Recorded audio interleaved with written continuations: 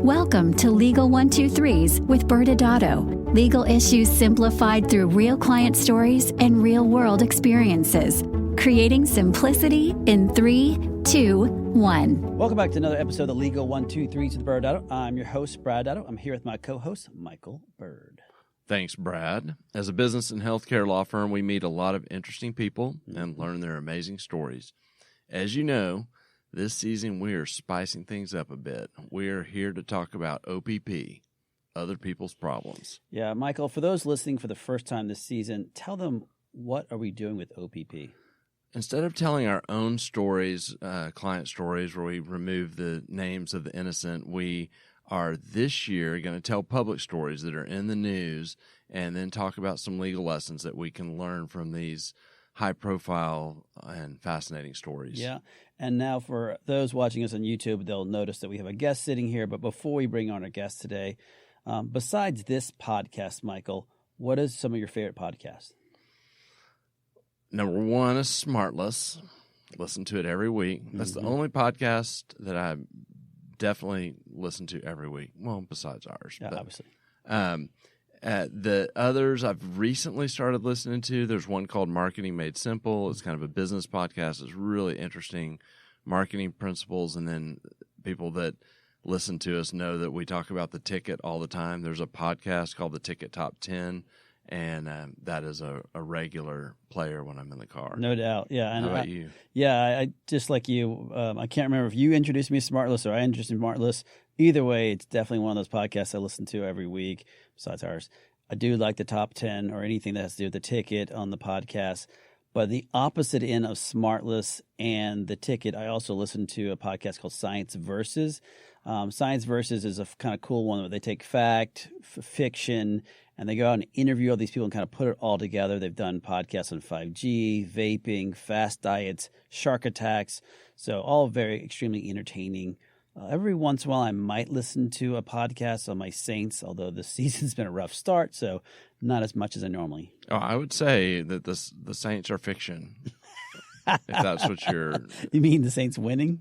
Maybe. Or just the Saints in general, but yes. All right. Well, as much as we love our own podcast, I actually went and looked at the top 100 podcasts on all platforms, and guess what I learned?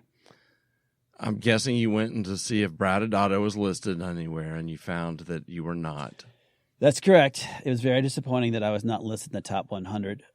However, to no surprise, anyone actually follows the podcast world, some guy named Joe Rogan with the Joe Rogan Experience was the number one podcast.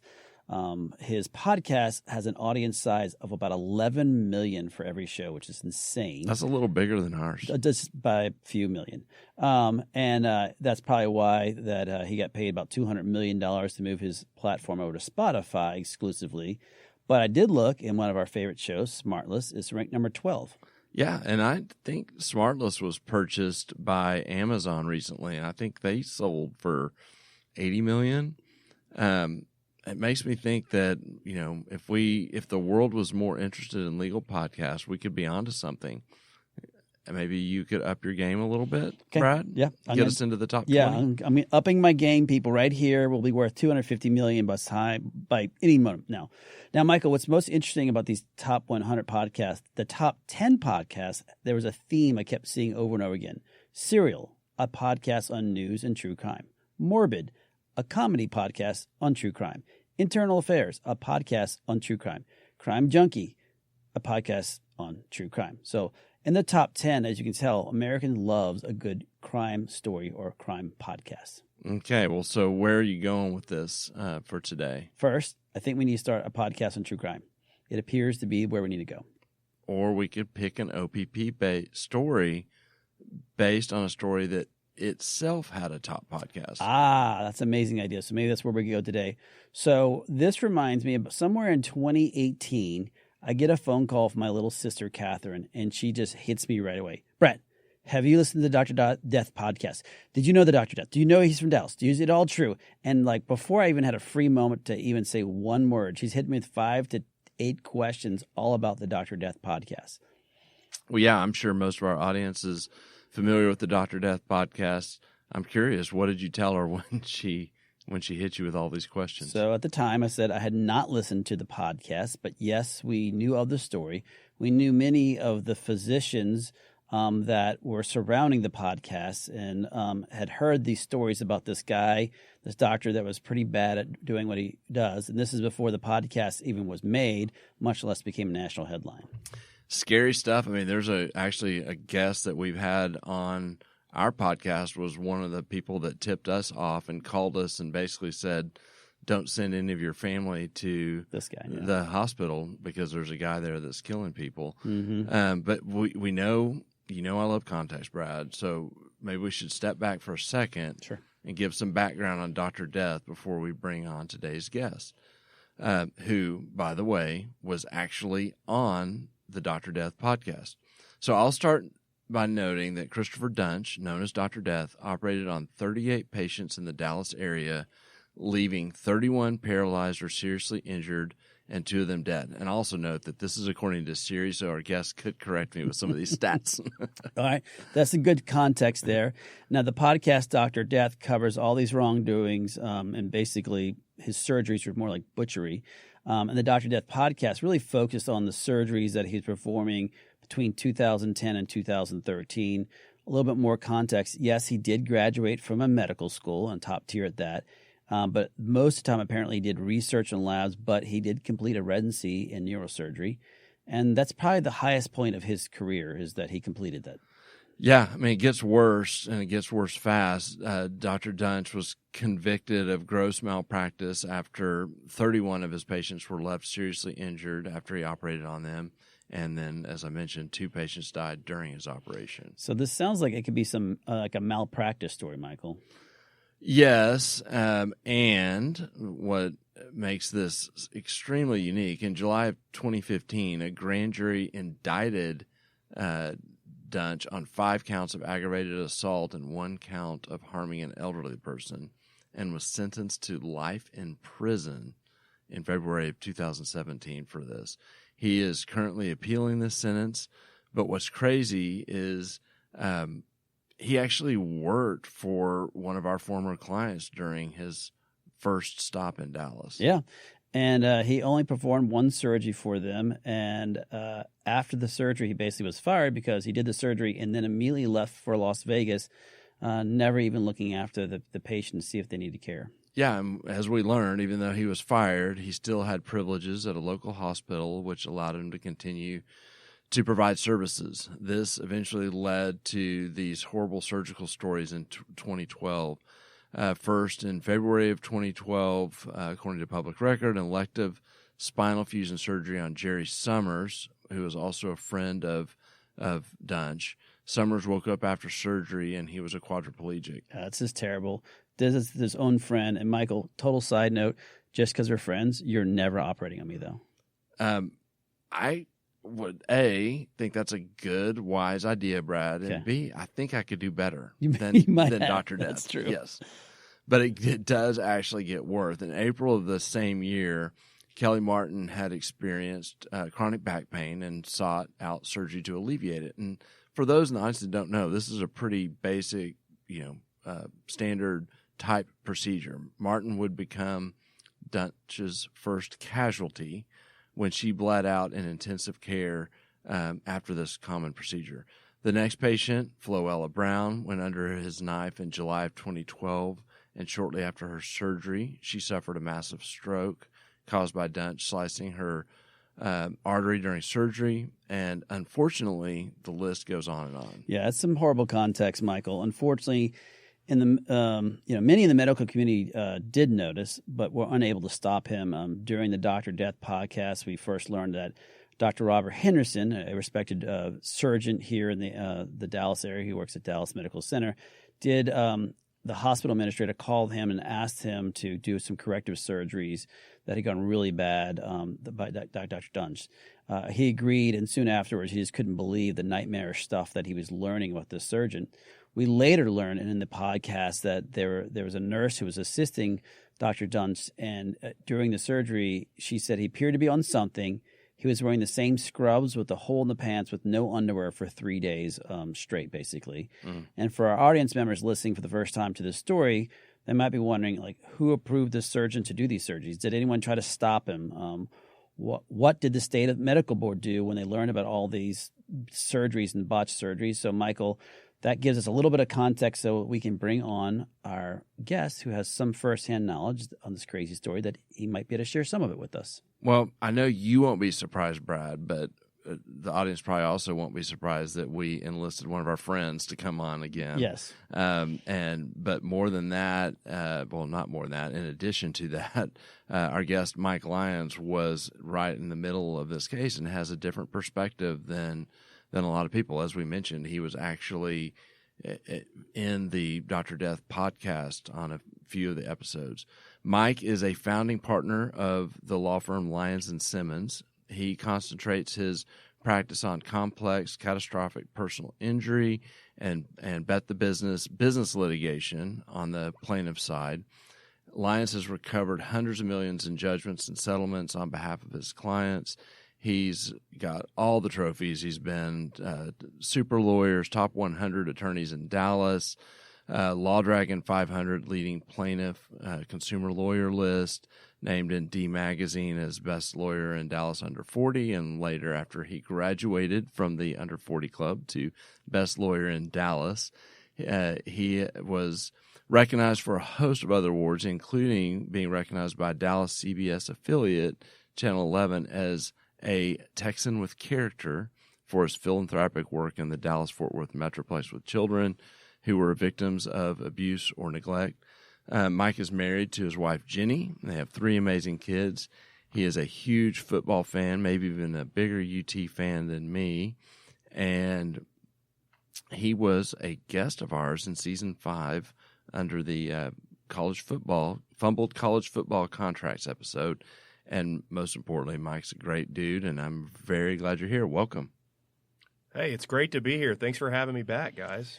Yeah, so Mike, before we jump into today's podcast, OPP story, besides our podcast, do you have any favorite podcasts? Well, you stole my thunder a little bit. My favorite podcast is Smartless. I wait for that to break on Mondays, and I download it and usually listen to it on my morning run. I love it. It's hilarious. Yes. It's for those audience members who has not listened to it, it's definitely hysterical, and there's some good 15-year-old humor in there also. Oh yeah, absolutely. The banter is fantastic. Yes, the banter is fantastic. Well, good. Well, so let's jump right in, Mike. When was the first time you heard the name Christopher Duntsch? Well, not surprisingly, in the early fall of 2012, I was on my way back from a Texas football game. I don't remember who we had played, but I know that I was on my way back, and I got a phone call from a area neurosurgeon who's a friend of mine who said, have you heard what's happening at a local hospital here in town? And I said, well, no, you're going to have to fill me in. And he basically said, look, I just performed a remedial procedure on a former patient of mine, and it looked like a bomb had gone off in his back. And I started doing some research, and it's this Chris Duntsch guy. And then I started doing some more research, and it's, hey, you realize that this guy has killed some people. So that was the first conversation, and man, you talk about opening up a can of worms, because there were a lot of people, particularly in the neurosurgical realm in Dallas, that were up in arms about this guy. Yeah. So when you started making those phone calls around, Mike, what were some of the things you were hearing? You know, the first thing that I will never forget was Dr. Henderson, and this actually, for your listeners that know about this, they probably have also seen the movie. So there's a movie that depicts Alec Baldwin as Dr. Henderson and Christian Slater as Dr. Randy Kirby, 2 friends of mine, 2 great doctors. It was Dr. Henderson who, in a conversation I had with him, and this, again, made the movie, he said, I can't believe that a medical doctor could have done this to another patient. And so upon looking at what he did to Mary Eford, he picked up the phone, he called the medical school at the University of Tennessee, Memphis, where Dr. Duntsch had received his fellowship training, and said, will you fax me a picture of this fellowship-trained neurosurgeon named Duntsch so that I can verify that he's actually a medical doctor? Wow. I've never heard of a doctor having to do that for another doctor. So let me take a bigger step back. In the movie, did Tom Cruise play you? Sadly, I was not depicted in the movie. Oh. Instead, Michelle Shugart kind of stole my thunder. She was really the center point of the case. Of the movie, because of the prosecution. I guess they found that far more interesting than what we do as civil lawyers. Yeah, that is crazy. I remember hearing that in the podcast, is thinking about the fact that they've been thinking this guy had to be an imposter because no trained person, would have done this, because he was like, there's no way they would. It's actually as if they don't even know where the anatomy is, where he should be operating. No, you nailed it on the head. The thing that kept coming up as I'm talking to these extremely well-respected surgeons is, this is a person who has somehow become a neurosurgeon, a fellowship-trained neurosurgeon, with no understanding of regional anatomy. And I can't remember if it was you or Michael that mentioned it, but yeah, he's transecting vertebral arteries while he's doing fusion procedures. And, there's no reason for that to happen. That's not a complication that should ever occur. So I know you have some boundaries where you can and can't talk about, but I'd love just to hear, what was your role? How did you actually become involved in the Christopher Duntsch story? So I got a call from, ironically, my client was a guy named Barry Morguloff, and Barry happened to be the pool guy who serviced the pool for a doctor named Randy Kirby, who's a vascular surgeon here in town. And Randy was concerned because he had actually assisted. A lot of these procedures that Duntsch were doing were called ALIP procedures. So it's an anterior approach to doing spinal surgery. And if you're going to do an anterior approach, in other words, going through the front instead of what I would call the back, you've got to have a vascular surgeon oftentimes to help you with that approach. So Kirby is actually in the operating room witnessing the malpractice as it's occurring in my patient. Oh, wow. And he described Duntsch as basically performing at a first-year resident type performance level. And I can go into greater detail about that, but, he went to check on Barry and was wondering, how he turned out, because he knew there may be some complications. And so he had suggested to Barry, you may want to consult somebody. And so I don't know that it was necessarily Randy that sent him to me, but somehow along the lines, Barry Morguloff ends up calling me, and so I end up representing him. And Barry was operated on in January of 12, so it preceded essentially Duntsch decapitating Jerry Summers, which is what he did. He basically took Jerry Summers' head and removed it from his neck. Wow. And so he basically had no ability to control his head, in addition to being paralyzed from the neck down. And then following that is when he killed Kelly Martin, sadly, and which precipitated them suspending him.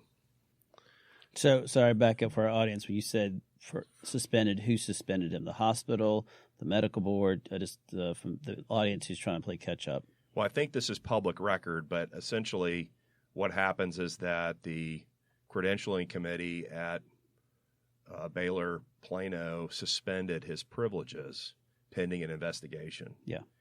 And, big surprise, Duntsch ends up going somewhere else, and he winds up at Medical Center Dallas, which you guys may know as the old Dedman Medical Center, where he malpractices and kills Floella Brown, transects her vertebral artery. While she's bleeding out in the recovery room, he is malpracticing a woman named Mary Eford, actually takes the surgical cage and drives the pedicle screws through the musculature, damaging all kinds of nerve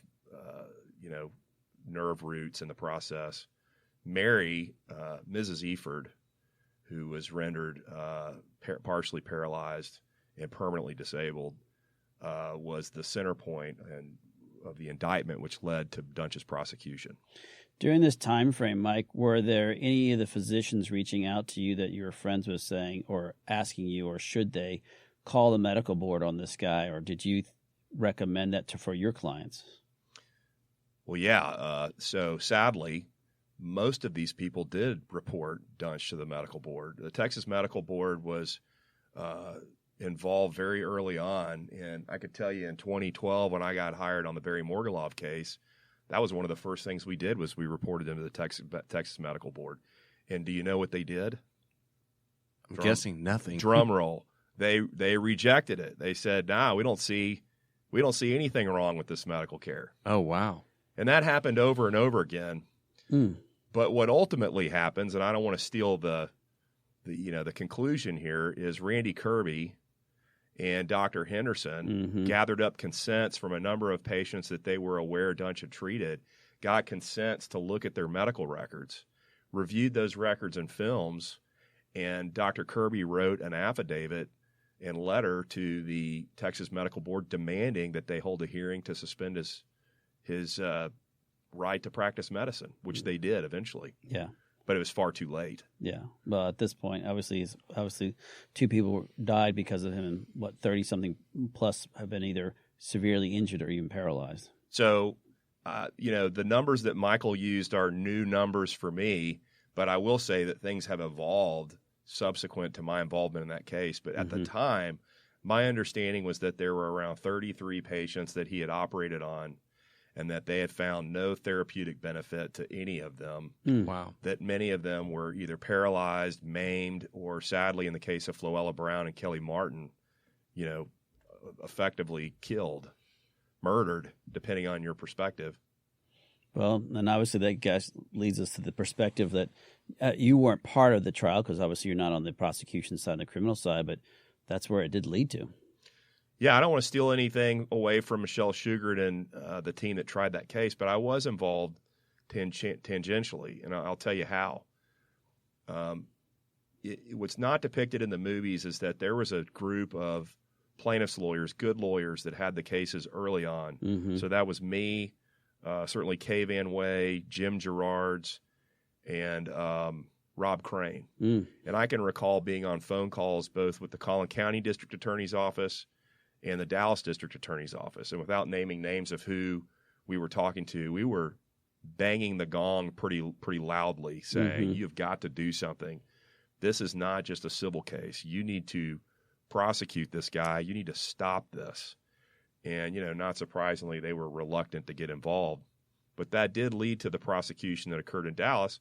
And I'll tell you that I think most of the civil lawyers gave the DA's office our files, said, here are the experts, here are the films, here's our analysis, go do something. And I can tell you that every one of my medical causation and liability experts testified in the criminal trial, and I prepped them for their testimony. And I want your observation on this, but it's pretty unprecedented for a malpractice case to result in criminal prosecution. Is that correct? Yeah. So just to make sure the audience understands the nomenclature, I would say a malpractice case by its very nature cannot be the source of a criminal case.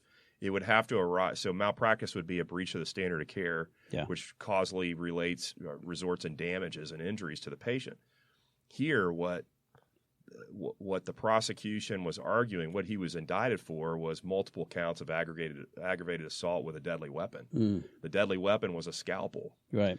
And what they developed through the course of the criminal case was Duntsch knew that by operating on these patients, he was going to hurt them. I mean, just the laws of probability were catching up to him. He reasonably knew that. And so whether it's because he's a terrible surgeon or he was impaired, those were all arguments that were made. He knew he was hurting these patients, and he did it anyway. And that's criminal. Yeah. Yeah. It's amazing. Well, we're kind of hitting our wrap-up point, but do you have any kind of final takeaways for the audience that you want to leave them? Any final thoughts? Yeah, so I would say that 2 thoughts. One of which is we need to reform what we've done to the law in Texas. And if you've listened to the Dr. Death podcast, you'll hear me whine about tort reform. And I know if your listeners are physicians or professionals, they may sort of cringe at that idea. I'm not saying some reform isn't a bad idea, but they've got to fix what they've done to the damage caps, because effectively what they've done is they've created an incentive for Christopher Duntsch not only to exist, but for him to have a job. And I could spend an entire day talking about that. The second thing is, don't close your eyes as a healthcare professional to somebody who's doing wrong. And, a lot of times it's the lawyers that get the accolades for whether it's a criminal prosecution or civil prosecution of going after these guys. It's an important part of the process. But I said this on the Dr. Death podcast. If these doctors didn't do what they were supposed to do, Texas Medical Board wasn't going to do anything. Mm-hmm. And as a consequence, it's because of some courageous doctors and some lawyers that ultimately led to this happening. So that's kind of my final word on that. I love it. And your passion comes out, and your advocacy for people that can't stand up for themselves comes out. It's great.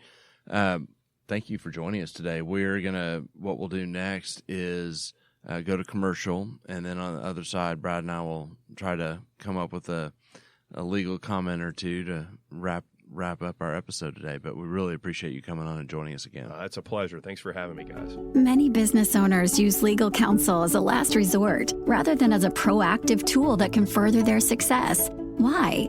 For most, it's the fear of unknown legal costs. ByrdAdatto's Access Plus program makes it possible for you to get the ongoing legal assistance you need for one predictable monthly fee. That gives you unlimited phone and email access to the legal team, so you can receive feedback on legal concerns as they arise. Access Plus, a smarter, simpler way to access legal services. Find out more. Visit ByrdAdatto.com today. Welcome back to Legal 123s with Byrdo. I'm your host, ByrdAdatto, with my co-host, Michael Byrd. Now, Michael, this season, our theme is OPP. We just learned a lot about a surgeon who really butchered his patients criminally.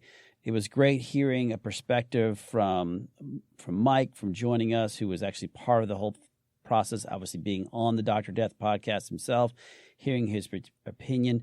But, one of the things they kept bringing up is about, do you have an obligation to report Dr. Death to the medical board? Well, depending on how you look at it, it's complicated. So first, we'll talk about kind of the rules. And, there are state rules. We'll talk about that in a minute. And let's just first take a big step back from a moral perspective. Mm-hmm. So,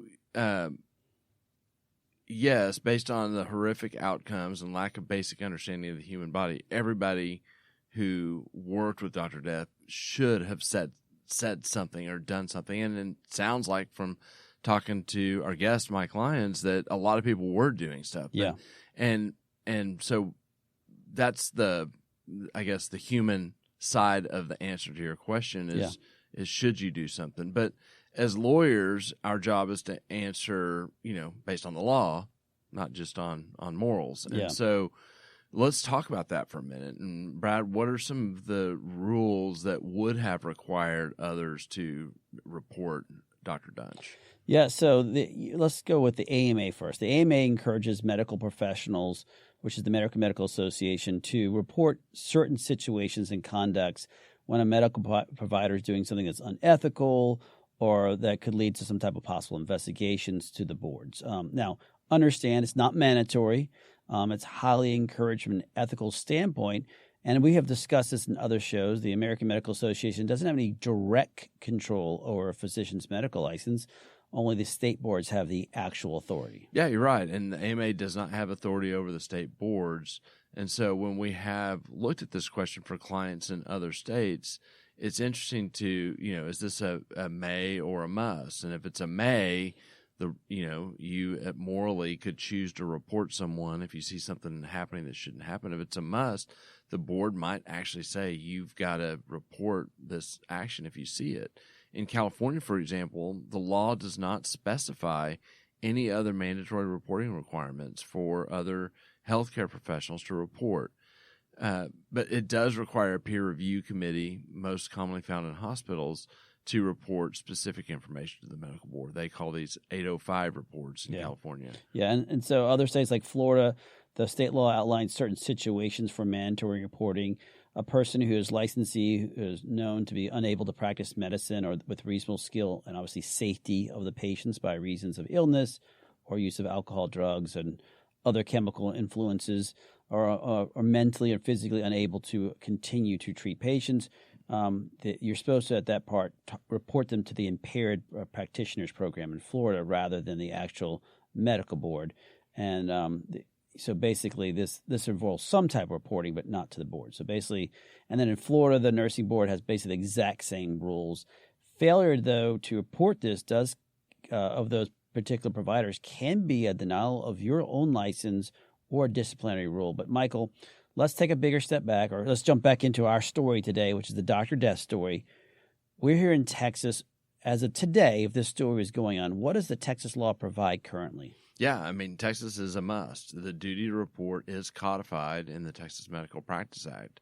It applies not only to physicians licensed in the state, but also the medical peer review committees, physicians in graduate medical school education, medical students, physician assistants, and even acupuncturists.